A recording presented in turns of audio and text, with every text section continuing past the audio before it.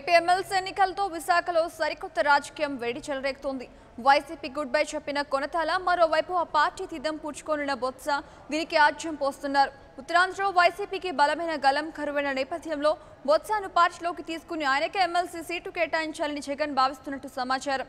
మరోవైపు బొత్సకు పోటీగా నిలవగల కొనతాలను తమ పార్టీలోకి తీసుకుని ఆయనకే సీటు ఇవ్వాలని టీడీపీ భావిస్తున్నట్లు తెలిసింది.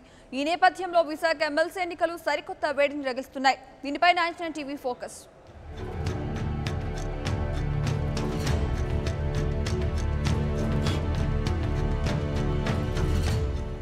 నిన్న మొన్నటి వరకు జగన్ పేరు వింటేనే విరుచుకుపడిపోయే బొత్స సత్యనారాయణ కుటుంబ సమేతంగా వైఎస్ఆర్ కాంగ్రెస్ పార్టీలోకి అడుగు పెట్టేందుకు ముహూర్తం దాదాపు ఖరారయ్యింది.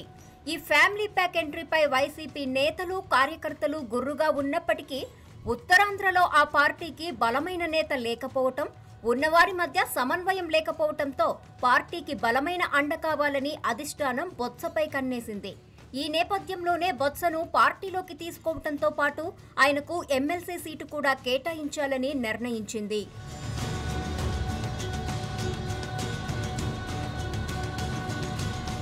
ఇక టీడీపీ జిల్లా అధ్యక్షుడిగా ఉన్న పప్పల చలపతిరావుకు ఆ పార్టీ ఒక ఎమ్మెల్సీ సీటు కేటాయించింది.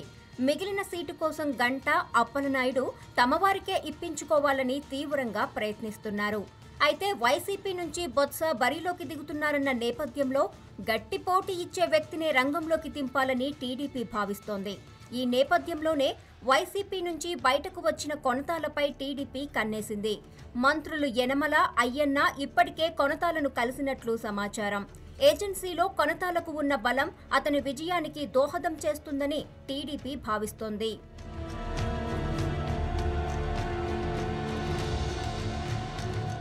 ఎన్నో ఏళ్లుగా పార్టీని నమ్ముకుని ఉన్న నేతలను కాదని ఇరు పార్టీలు కొత్తవారికి సీట్లు కేటాయించటం ఎంతవరకు సబబన్నది ఇరు పార్టీల్లోని నేతల వాదన.